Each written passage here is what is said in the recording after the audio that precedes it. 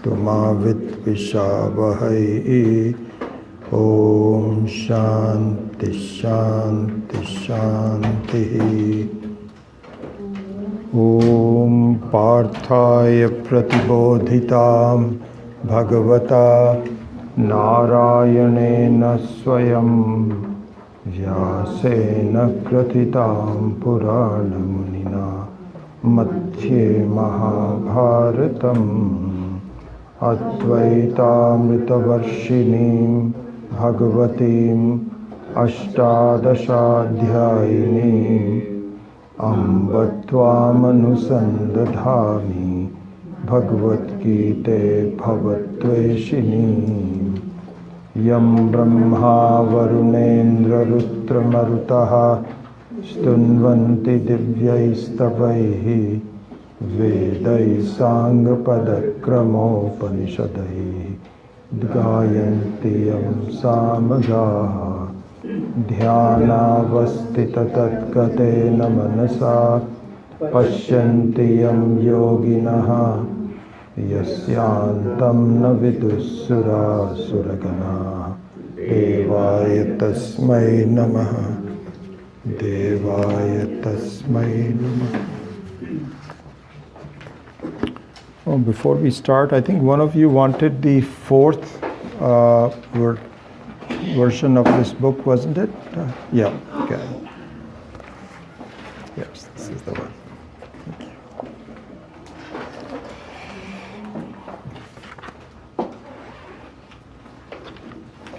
So can we chant maybe the first 5 verses of the 4th chapter, and then we'll begin the 4th chapter. I'm sorry? Doesn't matter. Whatever. If you feel like closing it, close it. Doesn't matter to me. Shri Bhagavan Uvacha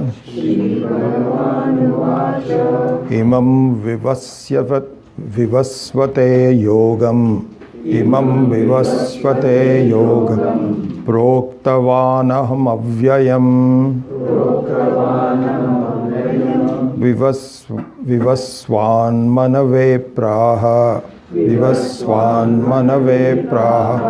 Manurikshvakave Bravit Evam Parampara Praptim Imam Rajarshayo Viduhu Sakale Neha Mahata Yogo Nashtaf Parantapa Sa Evayam Maya Tedya Yoga Proktah Puratanaha Bhaktosi me sakha cheti Rahasyam shetaduttamam Arjuna uvacha Aparam bhavato janma Param janma vivasvataha Katham etat vijaniya Bahuni me vyatitani Janmani tava charjuna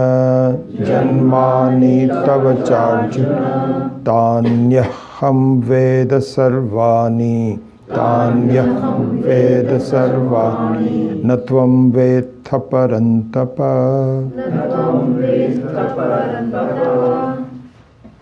So finally we start a new chapter today, the 4th chapter. So in introducing the 4th chapter, it should be good to review how the structure of the Bhagavad Gita is. So the first chapter of the Bhagavad Gita is to simply provide the context of the teaching. And the context of the teaching is that that there was an extreme sense of conflict between good and bad. Because that's what happens, you know, your life is going okay until you find that there's a great deal of conflict. You know, this is what happens it's sometimes even hard to see what countries like Iraq and Syria are going through. One of my neighbors is from Mosul. Is it Mosul? Yes. Yeah, Mosul. And he says it's hard for me to see how the whole city has been completely destroyed and so many problems and so on and so forth. It gives you a certain feeling, what's going on? What's this life all about? Who's in charge? What's all of that kind of a thing. And yet, you are not one who's taken up by, in the sense that you don't change your own thinking that I also want to be a criminal or nothing like that. You're still a good person. But you are certainly very disturbed by all of the happenings that go on in the world. So this was the context of the Bhagavad Gita. So the Bhagavad Gita was, which as you know, is a restatement of the Vedas. It's a very important restatement meant for the people who are leading an active life. Active life means life where you get perturbed by what is happening and so on. So what's going on? Who's behind it? What can be done about it? And more importantly, what's my role in it? How do I keep my sanity and my sense of happiness and so on? So there, the very character of Arjuna was very carefully pointed out. These are not just, so this is what is called a classic. So in the case of a classic means that every character, every event, every unfolding of the story is a masterpiece. Because you can have a lot of people who are writing novels. We were just in, it's so interesting, traveling to Ohio a couple of weeks ago to visit my wife's family, and are coming back. Was it coming back or?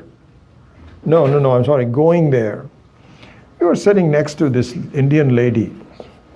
We were just talking to her and saying, you know, what do you do and so on. So she said, I'm a writer. You're a writer? Immediately our ears perked up and so on. So she says, I was just doing a book review and book reading in Palo Alto, Menlo Park, and then I'm going back to Cleveland. So we started to talk to her. It turns out that she has written 9 books. This is her 9th book. So we asked her, so how do you form stories and what do you do? These are all fictions, all fictions. So she said that I was basically reviewing my experiences from my life and how I saw the society in India. And so she wrote that, and she became very well known, very famous. What's her name? I even forget her name. She's a Parsi lady. Anyway, her name, we wrote it down. And then she said on the 9th one, I decided to use the US setting as part of my book. The conflicts between whites and Afro-Americans and some of the, so on and so forth. And that has become a big thing. And so we were asking her some questions about how long does it take you to form a book. And she said about 6 to 7 months. And how ideas come and you know, so interesting. So a classic is not like that. A classic is one where the fundamental aspects discussed in the book are everlasting and apply at all over the place. and are very well researched to the point where each sentence, each word has a meaning. And it's all put together very well. So the Bhagavad Gita is one of those classics. So there, the first chapter was to simply provide us with the context of the teaching. And as I mentioned, the context of the teaching is that Arjuna, who is basically a very good, successful person. So that's a very important one. It's if you are not a good and reasonably successful person, then you won't gain from the Gita as well. You will gain from a Gita to become a good and a successful person. That may be true. But if you're already one, and you are now disturbed by the world, then you are the main recipient of the Gita. As I mentioned before also, that if a person is not ethical and creates problems for others as well as oneself because of the non-ethicalness, which is what exactly it does. The problem is you don't realize that it is creating problems for yourself. You think it is only creating problems for others. And I don't care. You don't realize that it's hurting you. And there, just to give you an idea, Swami Dayananda used to say this very well. He said, the reason how it hurts you, you become a split personality. At one time, you become good. Like Swami Dayananda used to say that. He says, if you look at each one of these terrorists they do not think about killing hundreds of people. But when you look at them playing with their own family, with their own children, with their spouse, they are gentle. And they are at rest with each other, and they sleep. But the problem is, they themselves have a split personality, like Jekyll and Hyde. At one time they are good, another time they are not good, and they don't know how to resolve it. And ultimately it gives them no peace of mind whatsoever. So an unethical thinking also creates problems for oneself. So what I was saying in terms of the context of the first chapter of the Bhagavad Gita is that if you're an unethical person, then you don't need to read the Gita.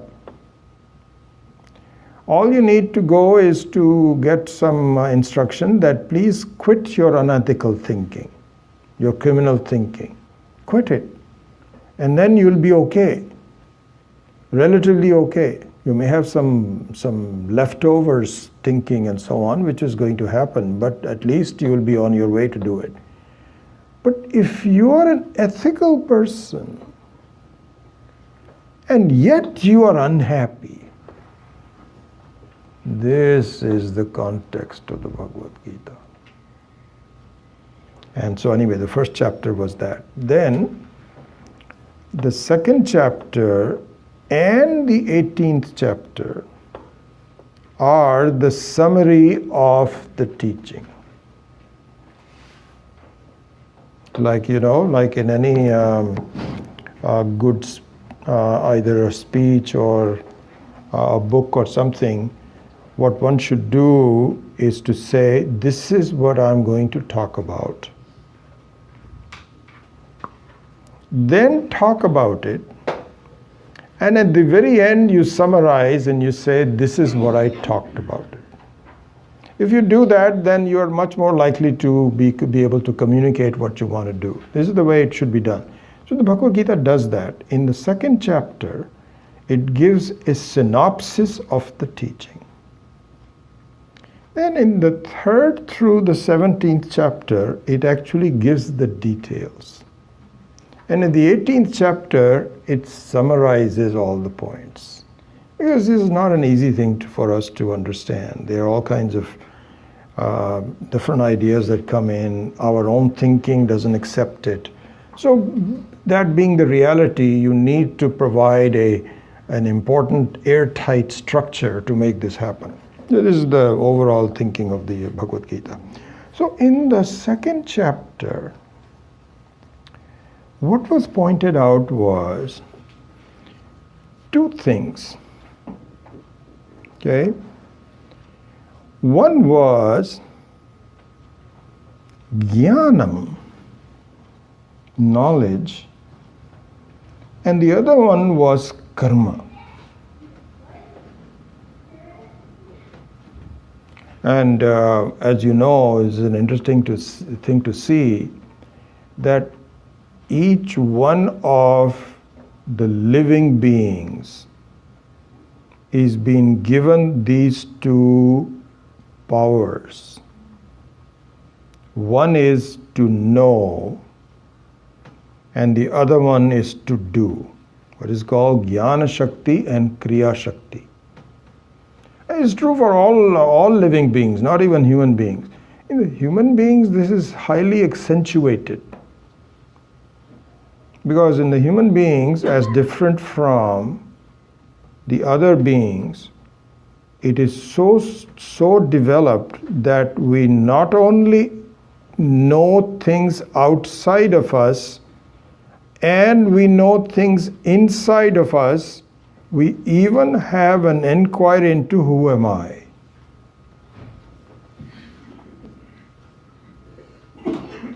And we are equipped with trying to do something about things. If you look at the other species, including the plant species, they also have Jnana Shakti.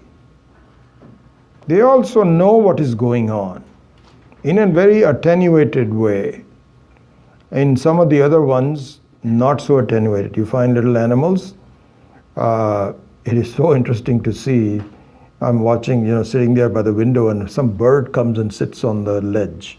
It's so interesting to see. And the birds will turn around their heads. What's going on? And then they'll tweet something, communicate. That's a doing Shakti. And every one of them have Jnana Shakti and Kriya Shakti. So therefore, but in the case of a human being, the Jnana Shakti and a Kriya Shakti is developed to such a degree that it allows you to become totally free while you are living. Not possible in the other animals. They have to go through, there's no sense of inquiry about themselves. You cannot ask a squirrel sitting there and saying, do you know who you are? You can say the words, but there's nothing will happen. And you can only tell most people also the same thing. Do you know who they are? They'll say, yep, I know who I am. My name is such and such. And said, no. That's not who I mean. Who you are. He says, what do you mean? That's me. But at least the sense of inquiry has started. So in the second chapter, both the Jnana Shakti and the Karma Shakti, Kriya Shakti, are introduced. In the very, in the 11th, the teaching begins with the 11th verse of the second chapter, Ashocyan Anvashochastvam, with it admonition to Arjuna. He says, and Arjuna is giving a justification that, I don't want to fight this war because I see there's a lot of problems that I can create and I just don't know what to do and I'm just going to not do anything.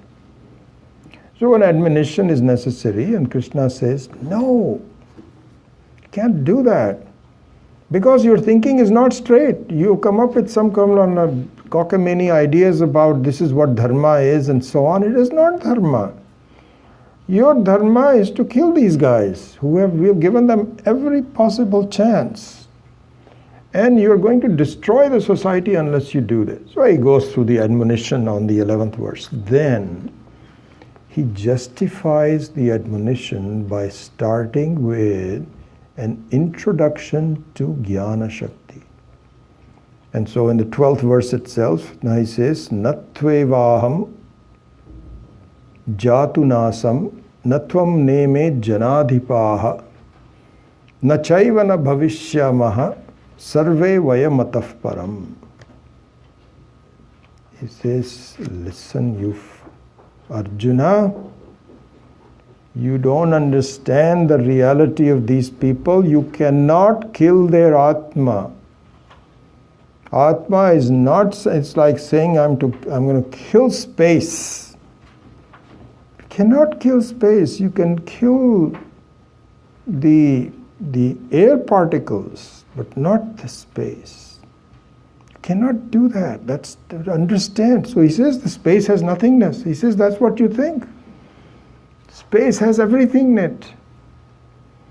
In that sense, the Atma. So the starting of the Atma Vidya is starting with number 12. And it ends with also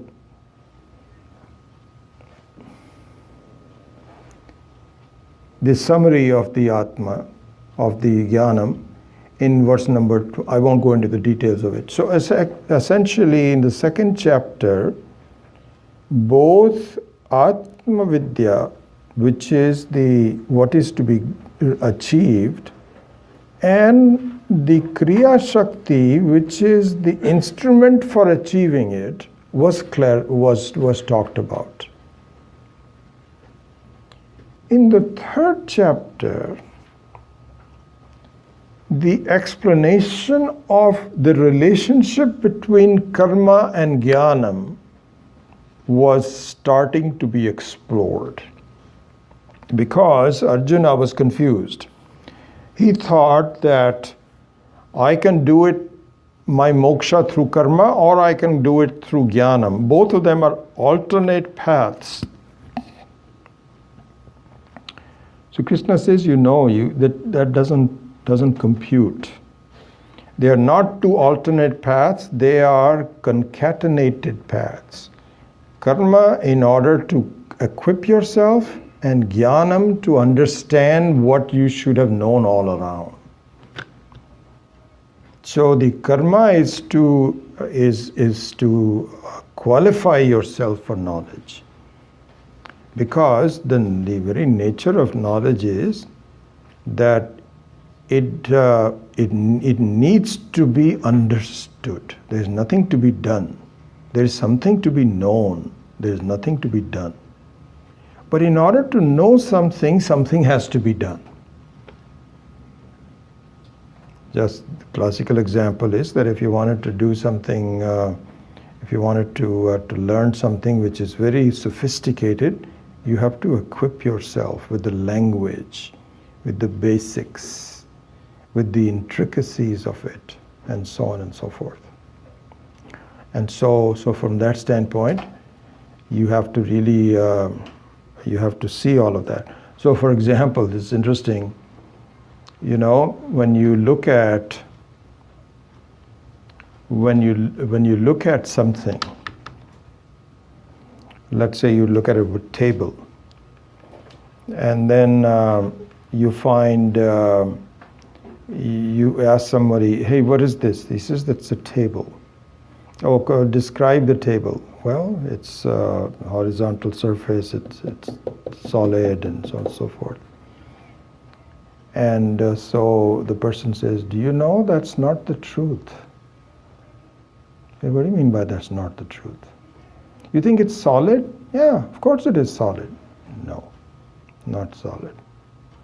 Oh, what do you mean by it's not solid?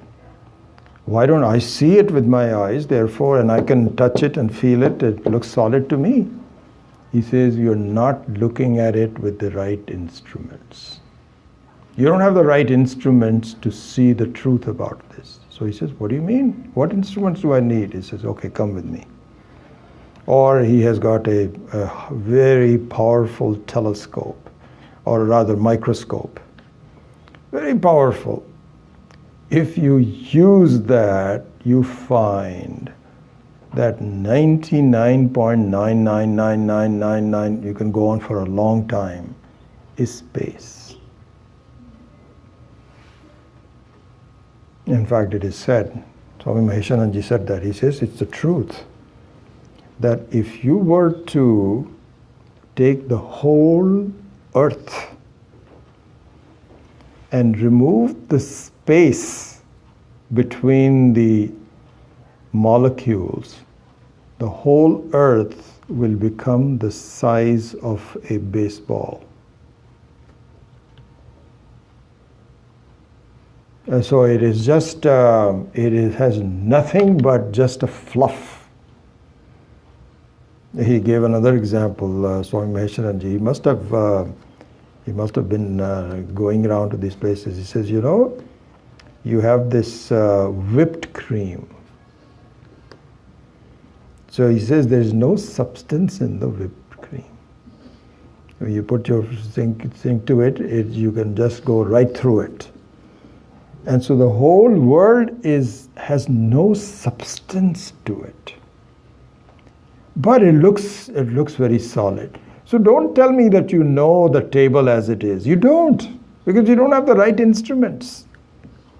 If you argue with a physicist and that this is a solid thing, he'll laugh at you and says, no, it's not. No, it's not.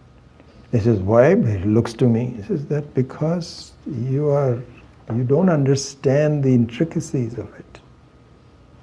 So similarly here also, in order for me to see the intricacy of the Atma, which is a strange thing, because I don't see the reality of a table, but myself, I am what I am. How can I not understand what I am? Yes, this is the nature of the whole creation. You can be confused about yourself just as you are also not fully informed about the table. And so the Karma Yoga was to explain the Kriya Shakti to be used intelligently in order to develop your own mental capacity to understand yourself. It is not meant for anybody else. It's not what the Karma Yoga is meant for. It is really meant for yourself. Use the instrument as it is supposed to. Then you see, it's kind of like, supposing there's a microscope and you have a toddler, a 1-year-old toddler who cannot even stand on his legs yet. He's crawling around and he sees this microscope. He'll probably chew on it thinking that it's something to be eaten. Doesn't know how to use it. It requires a lot of tuning and so on. Then you say, oh my God. I remember I was telling you this, that I think I must have been about 10 or 11, that I went to New Delhi one time and I had an older cousin. He's about 3 or 4 years older than me, Ajay. And so we were in the backyard one time and he says, do you know that there are craters on the moon? So I said, no, I don't see any craters. I see some blackish marks and so on and so forth. He says, there are craters. You want to see it? I said, sure. So he was all ready for it.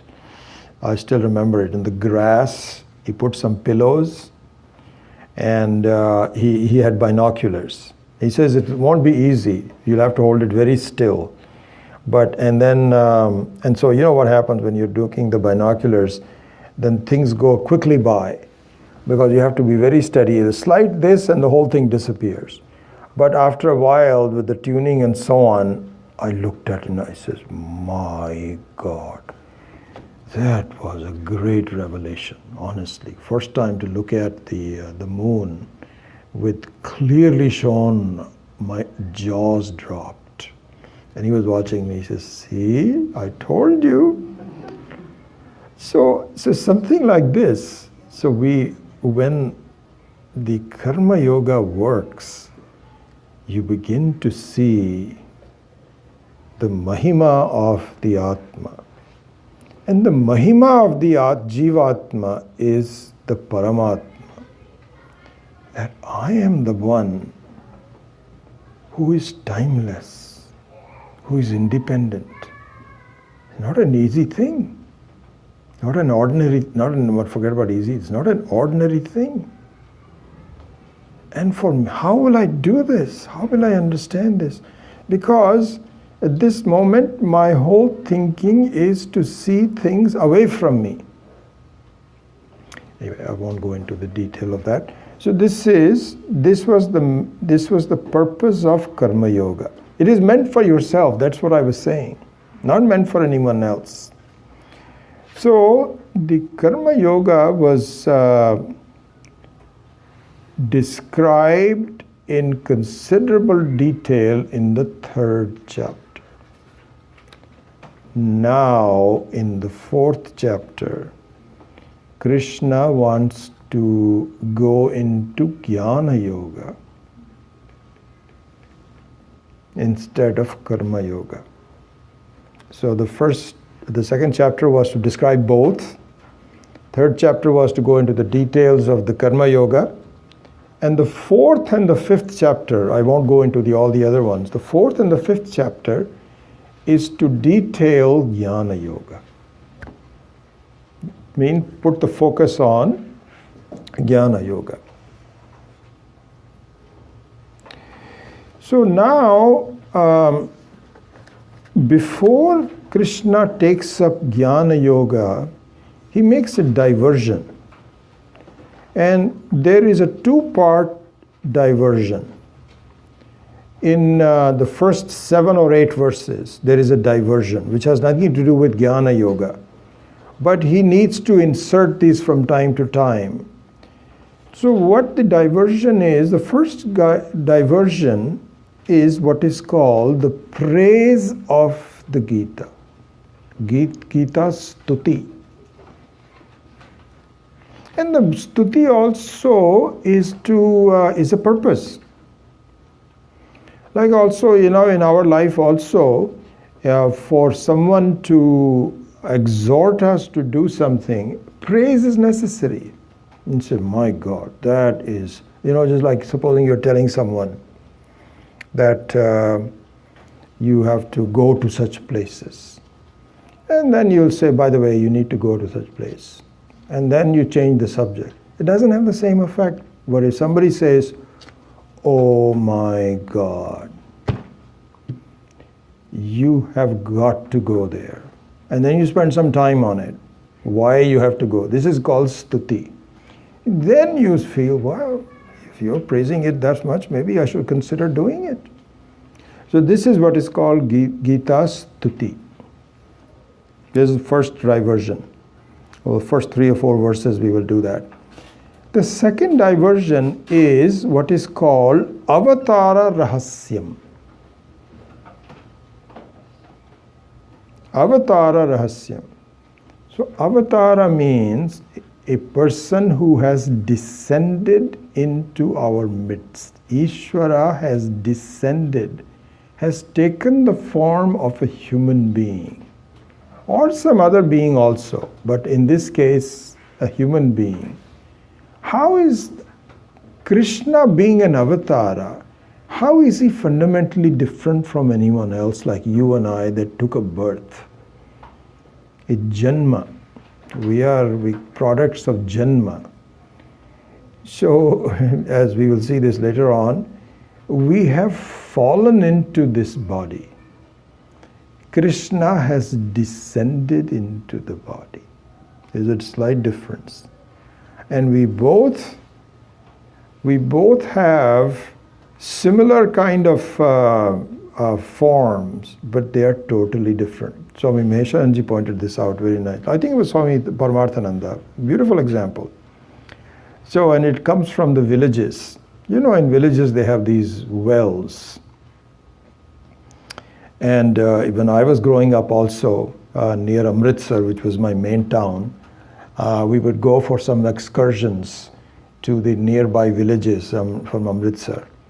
And there we'll find wells.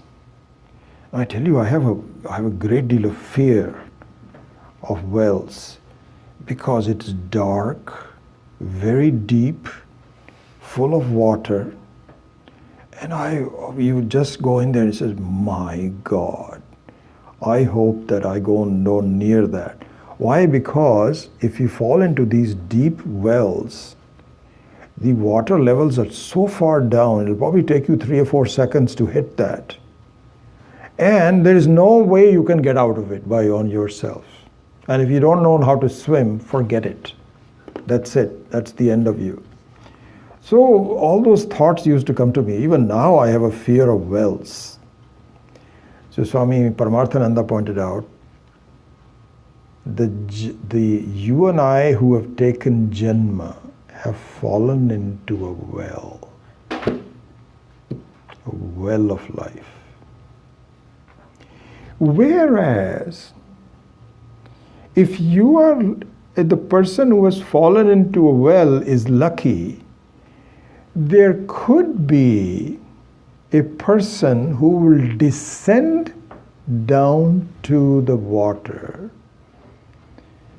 with the help of a rope, purposely descend and lift you out of the well. That is the purpose of an avatara, as we will see later on. So the second diversion is to make a clear distinction between a janma and an avatara. That's the second diversion.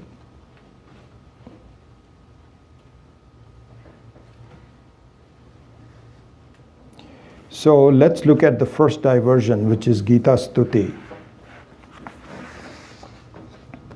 So the first verse starts with that, Sri Bhagavan Uvacha. So it's interesting that here, one interesting thing to note, generally speaking, the Gita is an answer to a question. But here, he offers it on his own. He doesn't start with Arjuna Uvacha, he says Bhagavan Uvacha. He just starts on his own, without being asked. What does he say? Imam vivasvate yogam proktavan aham avyayam vivaswan manave praha manuhu ikshvakave abravit evam parampara praptim imam rajarshayo viduhu sakalena iha mahata yogaha nashtaha parantapa. Let's look at the English translation of both of them, and then we'll go into the explanations. So, Bhagavan said, I taught this imperishable yoga, avyayam yogam, to Vivaswan. And we'll see what Vivaswan is. Vivaswan taught it to Manu. And Manu taught it to Ikshvaku.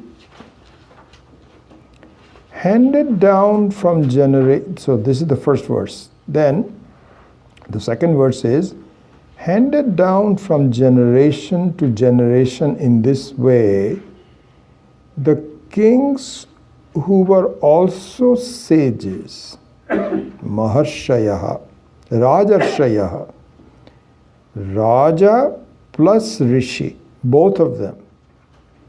There is a meaning for that, I'll tell you that in a minute.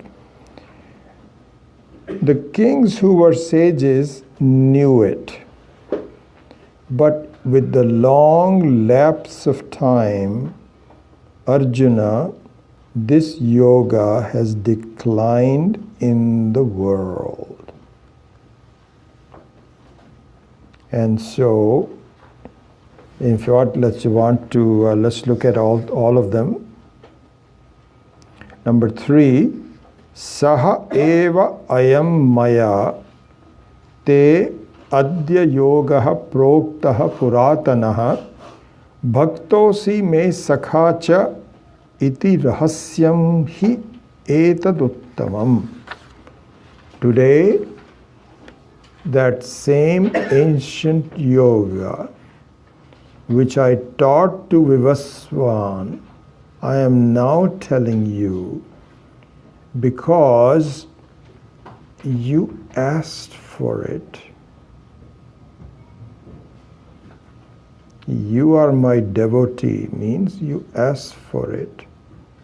And you are my friend, meaning I know you are capable of understanding this. This is indeed a profound secret. So we'll go into each one of them. Hopefully we'll do all three of them today. We need to go on. So, Vivaswan. Vivaswan means the sun, the devata behind the sun. There's always a devata behind. So what we are seeing is the body, right? What we are seeing is the body, which is the sun shining.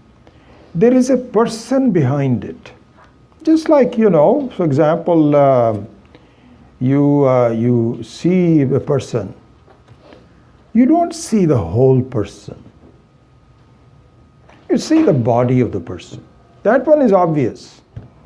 You can describe the body. But the person is much more than the body. His knowledge, his functions, his relationships, his future, his past. Not visible to you. And so, and in fact, then finally the Atma, which is nothing but the Paramatma, not known to you. It's part of the problem. We have such an incomplete picture of people.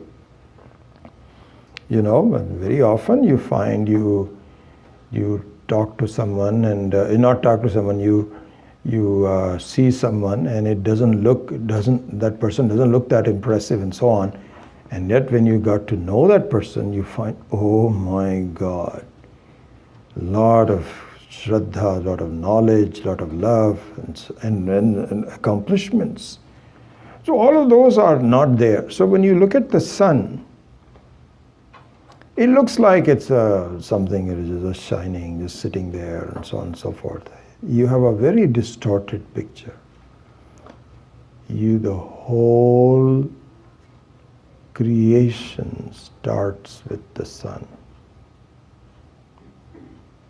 You cannot have any creation, meaningful creation, without a sun which is self-shining, which is precisely done and has a relationship which is just marvelous. How it is responsible for providing the photoelectric energy, the heat, the whole thing. You cannot have food, you cannot have people. Because you do not have food, you cannot have human beings, because all beings need food. You cannot have food because sun is in fact the cause of the whole creation. This is how important that is. And more importantly, this is what it is being talked about. It is kind of like the very beginning of the creation.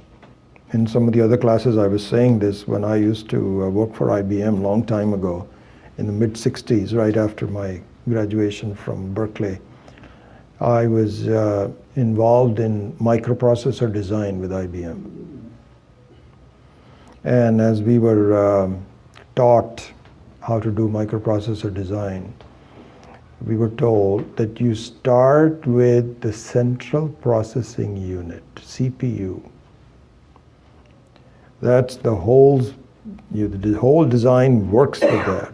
Even now, they have to find out how powerful it is, what is the clock rate, and how it is connected to the input-output units, how does it power, and all of that. But the CPU is the beginning of the whole circuit. The sun is the CPU, central processing unit of the whole creation. Whole creation means our world, our own galaxy. And each galaxy has a sun. The whole creation is full of suns.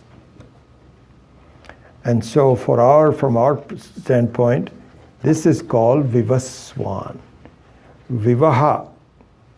Vivaha means actually annam, means food. So he's the master of food. Without that master, food cannot be. Within total darkness, no food will come. So he's called Vivaswan. And one other interesting thing. So Manuhu. So then he says, I told it to Vivaswan, and Vivaswan told it to Manu.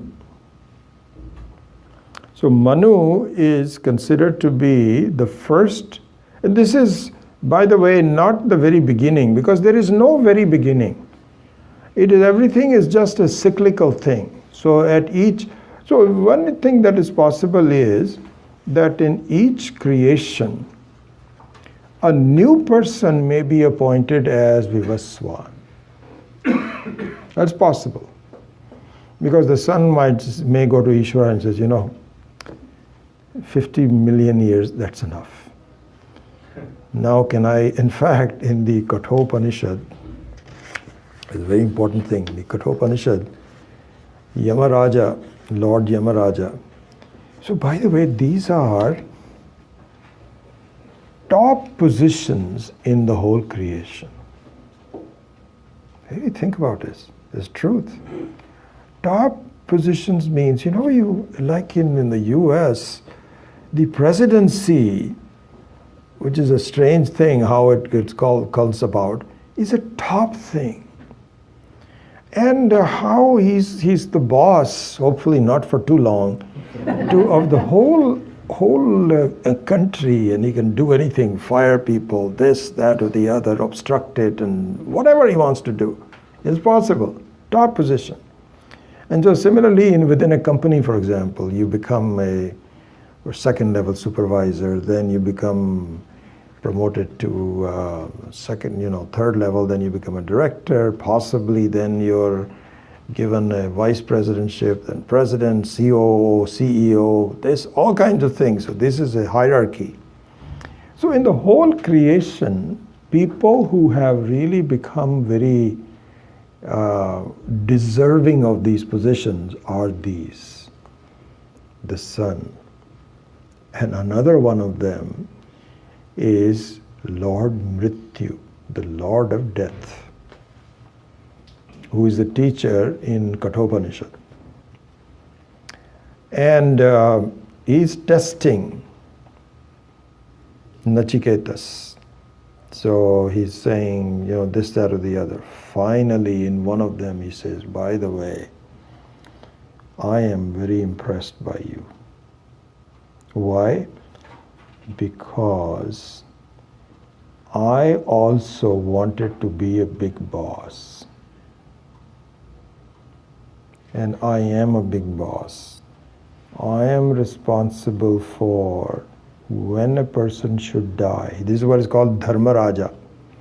So in our thinking in the Vedic literature, the Lord Mrityu is a very important post because he is the wielder of dharma. He has to decide when a person needs to go. And Ishvara depends on him to really do this. There's a famous, remember this story which is interesting. So there's this, there was a big bhakta of Shiva, a young kid. And he was just saying from the very beginning, he used to sing Shiva songs, and he would sit next to the Shiva Murti in the temple, and nothing else would really. He was a big bhakta of Shiva. And Shiva also knew this is a special guy, absolutely. So one day he was sitting there, and Lord Yama, the Dharmaraja, appeared on to him and says, "Sir, I'm sorry to tell you, I have to come to get you." He says, no, but I am not done yet because I am still a bhakta. I want to go. I want to really learn Vedanta, which is timelessness and deathlessness, where I am free of you. He says, that may be. But right now you are not there. You may have to do it in your next life. But my job, I've just looked at my list. You are next on my list. So this person said, no, you can't get me. What are you talking about? So he embraced the Shivalinga. This young boy, he embraced the Shivalinga and he says, hey, protect me from this Yama. This is the Puranic story. This is a story. So Shiva talked to Yamaraja and he says, let him go. Let him go. It's okay. He says, no, I can't let him go because you asked me to uphold the dharma. And according to his past karma, he's got to die now. And then take up next birth, and then whatever he happens to, that's up to him. So Shiva says, no, let's make an exception for him. He says, no. You have given me a duty, and I'm going to do that. Shiva said, let him go. I told you this. Didn't I say that? He said, no, I'm not going to do that. So Shiva, killed the Yamaraja. He says, you're not listening to me, I'm telling you. So all the devatas came, and he says, sir, what are you doing? Do you know what you just did? He says, that guy was really bothering me. I don't know, he was my bhakta, and so this is not right. He says, I know, but you have no idea the chaos you are creating. Why? Because these are people that need to be killed. They're already 250 years old. Their bodies have become useless, and they're not dying. And there are so Shiva said, okay, all right, you're right. In a fit of anger, I should have just not really done that. But my bhaktas are my bhaktas. What can I do? He says, I know, but revive him. Revive him. So he revived Yamaraja and said, okay, I'm pulling you out of death, but don't bother this guy. This is an exception. He said, okay. So compromise was made, and this guy was, this is just a story.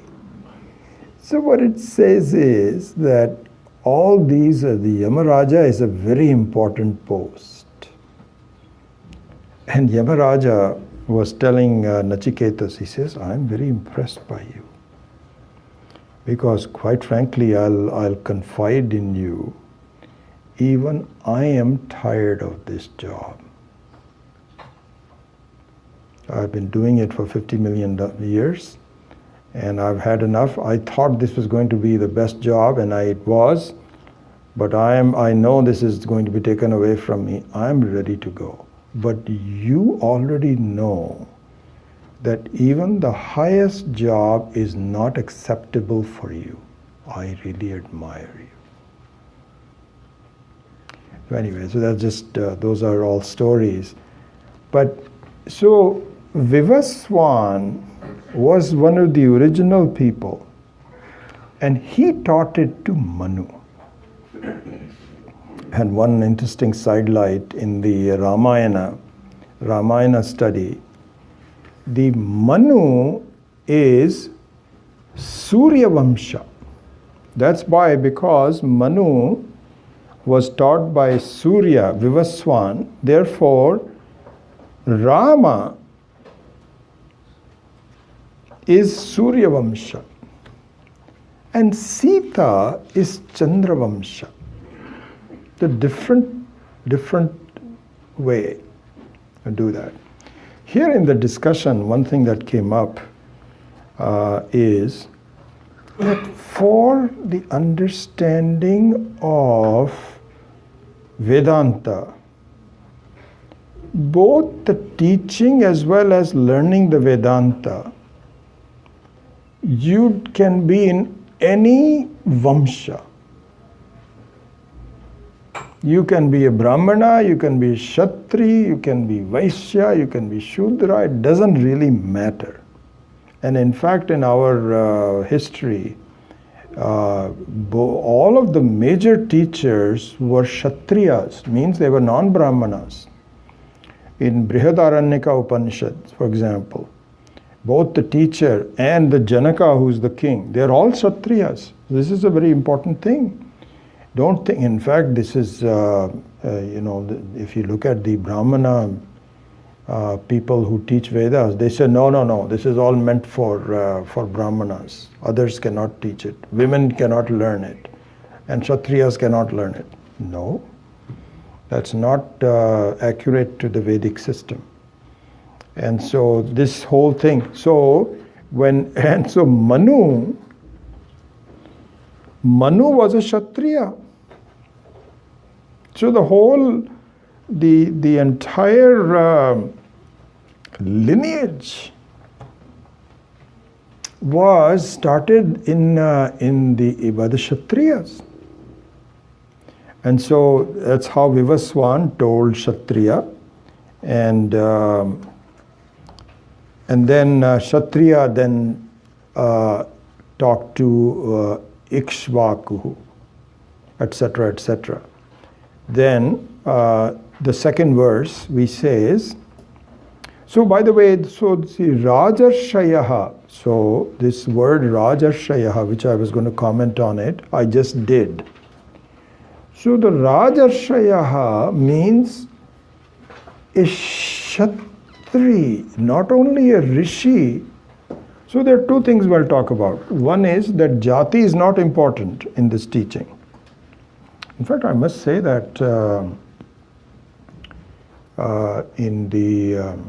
we owe a lot of thanks to Swami Chinmayanandaji because see, one of the things that happens is that because it is so difficult to know, then there is a thinking in in some of the temples and acharyas and so on, including Shankara Mathas, so on and so forth, that it should really be reserved to a very few people that have demonstrated the ability to learn.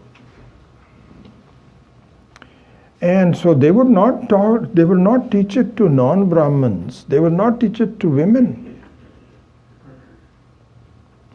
In fact, it was an interesting episode that happened. So when we went to the PRC course in 1979, and one of our fellow students was a Western person by the name of James. I forget his last name. So he was the main cook. We had 60 people, and so we had different duties, but he was a very good cook, so he managed the whole kitchen. And he had already taken a course with Swami Dayanandji before this, so he was the second time. There's about 5 or 6 people that had already taken a course, and Swamiji had asked them to help with the second course, which is mine, the one that I went to. So we became great friends, and he was telling me one time, he says, after the course ended in Mumbai, the last course was in Mumbai, he went on a pilgrimage to visit the various centers and so on. And so he went to, I believe it was Kanchi. And he wanted to do his pranams to Shankaracharya at Kanchi. And being a foreign, a Westerner or any foreigner, it's not easy to get to, because they feel that this is just a closed society and so on. Anyway, he was able to gain some time with the Shankaracharya. So he asked him, who are you? And so he explained to him that I'm a student of Swami Dayanandji. And so he says, what have you been studying? So he says, we studied all this, that, or the other. And then at the end, he gave him a book to read. And the book was Panchadashi, which, by the way, I have a lot to talk to you about sometime. I'm just reviewing the Panchadashi, which I have learned many, many times. But the current version, which is being written by Swami Maheshanandji in Hindi, absolutely marvelous. a great commentary. It has 4 volumes. It's about this thick, 4 volumes, much more than the Gita. It's like about, I would say, 10, 20 times more than this. And I was discussing that with Swami Viditatmananda. He also didn't know about this. It just came out about a year back. Absolutely marvelous. In fact, I'm thinking, possibly in one of these days, we may interrupt the Bhagavad Gita for a couple of months and go through the first chapter of the Panchadashi. I find it is absolutely beautiful. So I may, because I don't have time to teach another class, it has to be one or the other. So I may decide, with your permission, to do an interruption and go through 70 verses of Panchadashi, which is much more basic, but also basic with a lot of in-depth analysis of it. Anyway, so this is just on the side. So when James went to Kanchi Acharya did not give him an Upanishad. See, Panchadashi is highly regarded. It was written by Shankaracharya, who was Vidyaranya in, I believe, the 14th century. Relatively recent, only about 6 centuries ago. And so, but he would not give an Upanishad to James because he was a foreigner and a non-Brahmin. Obviously, no foreigner is a Brahmin. And so it was not appropriate for him to hand over an Upanishad and say, okay, you read it. But the Panchadashi is highly regarded, was composed by Shankaracharya. He says, read this one. A very subtle hint. So we are really indebted to Swami Chinmayananji and Swami Dayanandji, who said this is not right. So their logic is that you see, the Shankaracharyas, they go with probability. The law of probability applies in their thinking. What do I mean by that? They feel that the general public are not going to understand it anyway. So this is what is called Rahasyam Uttamam in the second verse. Sa eva ayam bayate adya yogaha proktaha puratanaha bhaktosi me sakhacha iti rahasyam hi etad uttamam. Uttamam rahasyam. Means it is the ultimate, rahasyam, ultimate something that cannot be understood. What's the English word for that? Secret, sorry, just ultimate secret. So their feeling is, probabilistically, why bother everybody, because they are not going to get it. So let's just try to get only the people who understand this and just leave it to them. Swami Chinmayanandji and Swami Dayanand, following Swami Chinmayanand, said this is not right, because let's expose it to everybody. And whoever does understand it, let them continue with it. Otherwise, they will do it in next life or somewhere. They'll get some benefit out of it. But why completely hide it from them? So that's why, for example, the Shankaracharyas will never come out of India. They hardly even travel even outside of their own area. And crossing the seas was considered to be not the right thing to do. So they will never come out of India. Whereas I think the thinking of our Swamiji's Acharyas was that this is nothing wrong with that. Yes, they would also feel that if you teach it to, that this is one of the reasons why, for example, is always the situation that when our Swamijis talk, a couple of hundred people come. When Murari Babu talks on Bhagavatam, you don't have a seat. And it is very common. And in fact, Swami Dayanandji I mean, I've been with him for so long. He has told all of us, please try not to hold Vedanta lectures in a temple. Nothing wrong with it, but he says it falls on deaf ears. Why? Because the people that go to temples, their main objective is next life, not this life. They feel that, whatever it is, it's okay. But now I want to get into, they want to go to Swargaloka somehow or the other.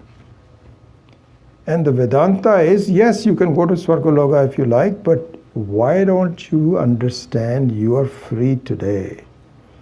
So you go to a temple, and this is what happens. Even when Swami Paramatmananda came, when we held it at the Sanatana Dharma Kendra and so on, really, if you look at the audience, 85 to 90% were our own students.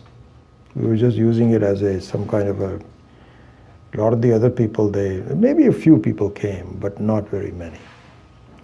And the other thing is that when these lectures are held, we have found getting more than a couple of hundred people is not possible.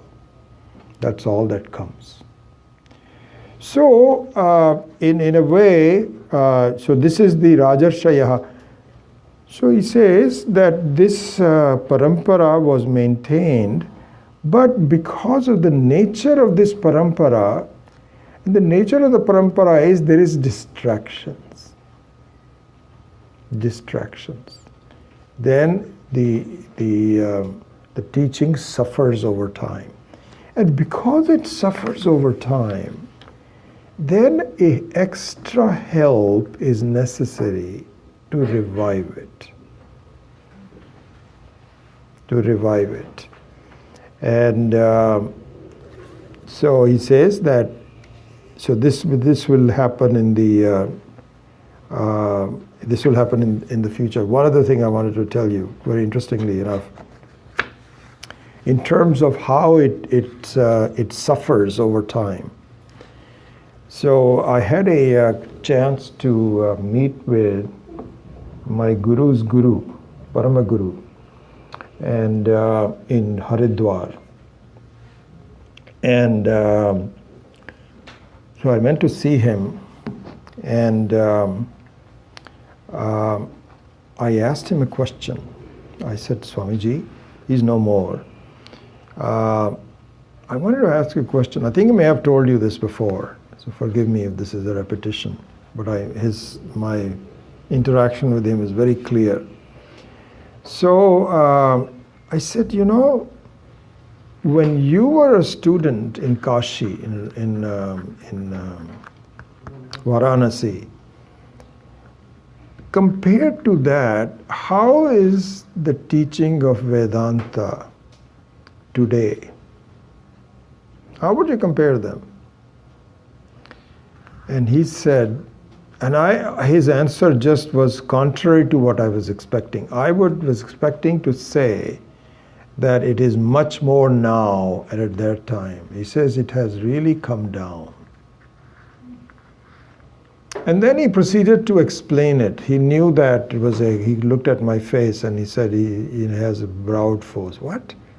It is less than before? How? Compared to the 20s and 30s when he was a student. He says, look at it this way.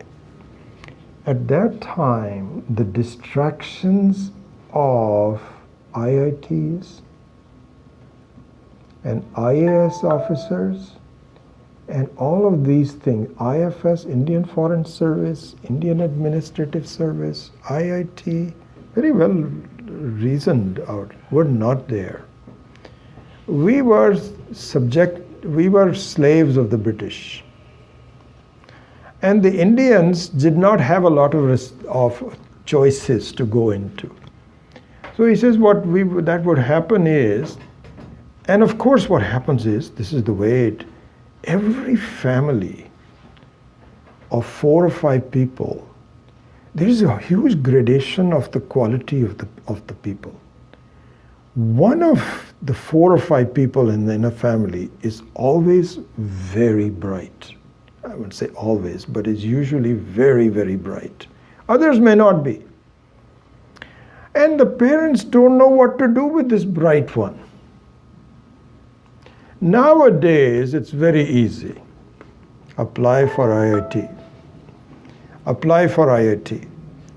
And or go into medical school, or go into, law school or something like this. And they usually go in, and the whole family, at that time there was nothing except for Vedanta. He said that the study of Sanskritam, which is very difficult, and the study of Vedanta, which is equally difficult, was the thing for the bright in the family to go to. And he says their level of scholarship and so on was much better than what it is now. I was surprised at that, but his reasoning was very well done. So anyway, this is how because of the distractions, the alternatives available, people don't study it as much. And so he says that in number 3,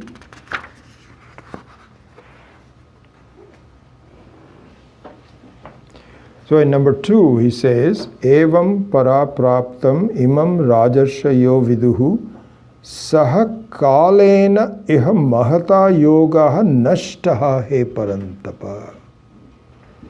He says, I'm sorry to see that this that started so well has become waning, and in fact is almost ready to be destroyed.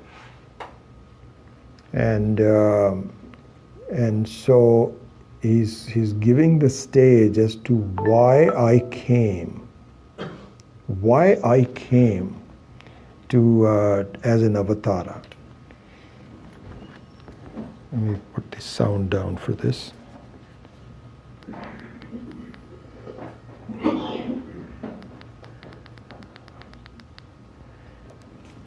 So there what he said was that, really speaking,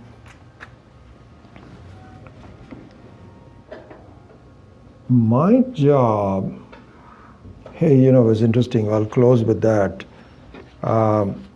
So there's also stages in one's, like that, for example, the stages in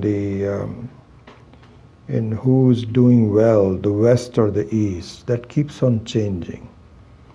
And the general feeling now is that the West is on the decline, and certainly with China on the ascendancy, the shift of power is moving on to the East. And so this just keeps on happening. So similarly, so you have the various 4 stages of within a kalpa. So you have different stages. And there comes a stage where the Atma Vidya wanes completely.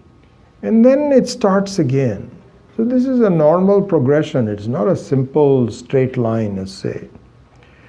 So there we used to tell people that, Swamiji, this is Kali Yuga has started. So shouldn't the Bhagavan take avatara? He says the worst of the Kali Yuga is yet to come. It's going to get a lot worse before it gets better. So he says, I'll give you an example. He says that today, only in Saudi Arabia, bricks will be thrown to you if you try to teach Bhagavad Gita.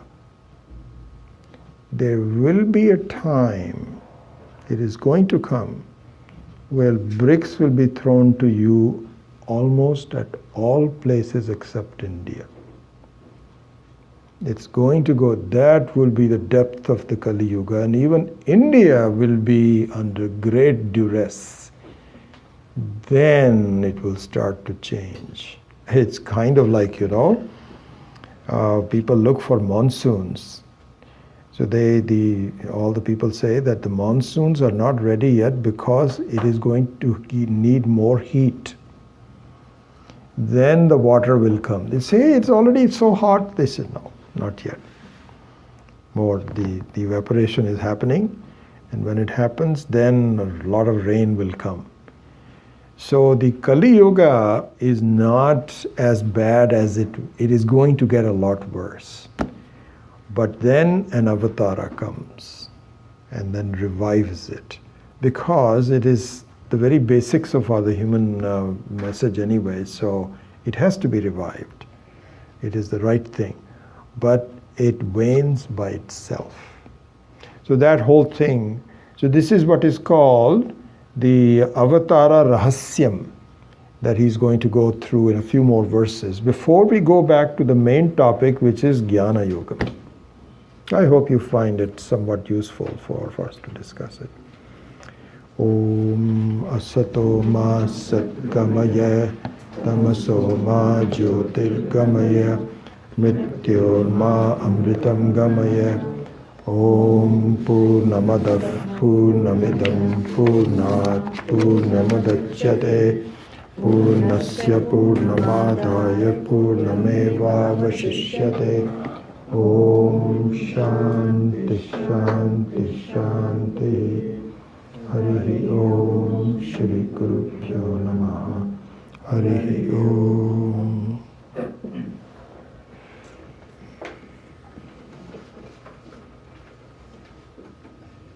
Question? Any question?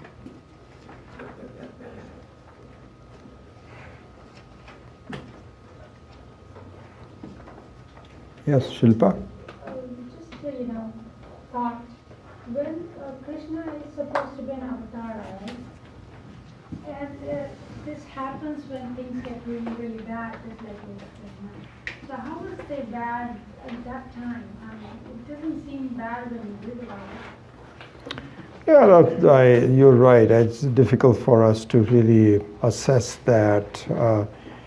We don't know how conditions were, but I think that the Yuddha of the Mahabharata is certainly on the Krishna's time, where the good were being subjugated by the bad, and there was a great deal of inequality, where people found it very hard to maintain their way of living because of the Kauravas.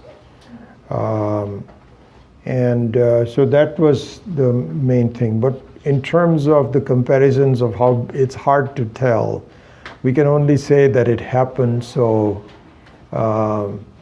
in some, it's a little bit like the body, human body, because to a large extent, the problems of the human body are capable of being taken care of by itself.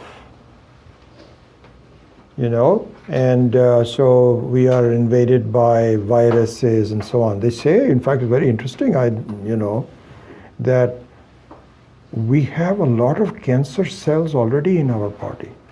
Lots of cancer cells, different kind of cancers already. So we say I'm cancer free. There's no one who's cancer free. Well, what happens is that the body chemistry being such, it keeps those cancer cells in check. But if it comes to a point, for whatever reason, that the cancer cells become very powerful, then you need an external aid to help with that. So something like this, normally the society can take care of itself by its own problems and so on and so forth. But it cannot do that anymore, then an avatara is necessary, something like that. Yeah. In Mahabharata, I understood Yudhishthira is given the title of Dharmaraja. How would you explain that?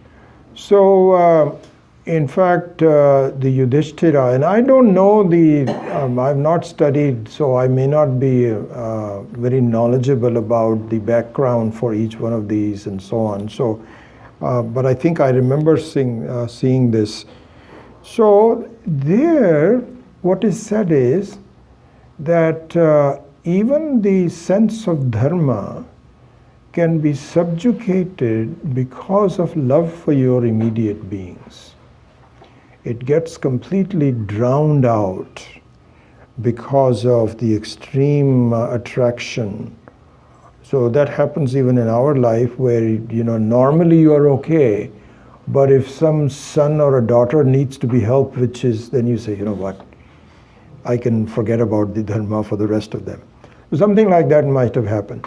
So the Dharma Raja title given to Yudhishthira might have been the fact, in general, he was a very good person, but he was clouded because of his love for his, something like that. That's what I can remember. Yeah. Yes? So, Nehru in Discovery of India says that Gita is probably a part of Upanishad. Gita was actually Upanishad. Uh-huh. And Ved Vyasa, he probably plugged in Gita into Mahabharata because it seemed very contextual.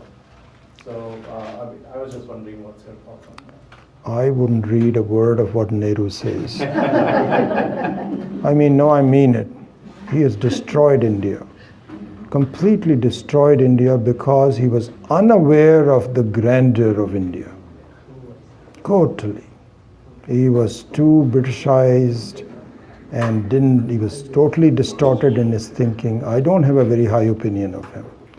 And what he has done amazing.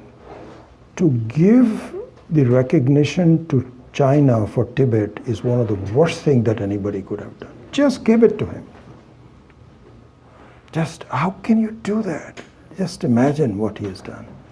And then to agree to the partition, that long list. So for him to come up with these kinds of things and so on and so forth, he doesn't know any Vedic history, or he's read it while he was in prison, a couple of pages here and there, and he says, this makes sense. I don't have no credibility, to me at least, no. No, I think to answer the question, so what happens is that Gita is a smriti. So the smriti is a restatement of the Shruti, which is the Vedic Upanishads. The Upanishads are what is called apaurushaya. Apaurushaya means not written by human beings. It comes from Ishvara himself, because it is not possible. The reason one should be very clear about that. See, because the human being is a product of ignorance. You cannot take a birth in this life without being instigated by the fact that you want to know yourself. You don't know yourself. So in order to know yourself, you take a birth. So you are actually a product of ignorance. Now, if you write something about the world, it is also out of ignorance. It is within the structure of the subset of the ignorance. It cannot be done. So somebody from outside has to come in, and that is only Ishvara, who has no ignorance whatsoever. Then what happens is that once you discover, my God, there is another way to look at this whole creation. And then when we become a jnani, like Veda Vyasa, then you can construct a human version of the Vedas. This is called smriti. So smriti is a recollection of the Shruti. And how they do it and so on and so forth is up to their... So whether Mahabharata was done first and then he plugged in, we have no idea. We have no idea. But the crux of the Gita in the Mahabharata mirrors what the Shruti says. And the Shruti in the Vedic literature, 99% of that is karma bound. 1% is jnana bound. So the whole life, in terms of all the rituals and so on and so forth, is based on karma. And so similarly in Mahabharata also, the story is about the atyachara. It's about dharma, adharma, and so on and so forth, how we find ourselves. But the crux of it is to be to the knowledge of why the Arjuna needs to fight, for what reason. So I cannot believe that's an afterthought, in my view. It is really representing the very Vedic view itself. Yeah. Yes, sir. Last question. I read about Gita and Mahabharata, Mm-hmm. and scholars say that it was called Jaya. It was a very small composition, Mm-hmm. and then it became bigger and bigger and bigger. So Mm-hmm. I don't know if that's true. I don't know. I have no idea. So BayArea's is supposed to write these so many verses of Mahabharata and Gita. And so originally, I think that it's good enough for me, that it makes sense to me. yeah. It's taught to me by people that I highly respect, who I think understand, and even I understand to a large degree. Good enough for me. I am not into speculation about how it came about and who wrote it or anything. The words themselves speak to me, and I can verify my own experience based on what it is telling me.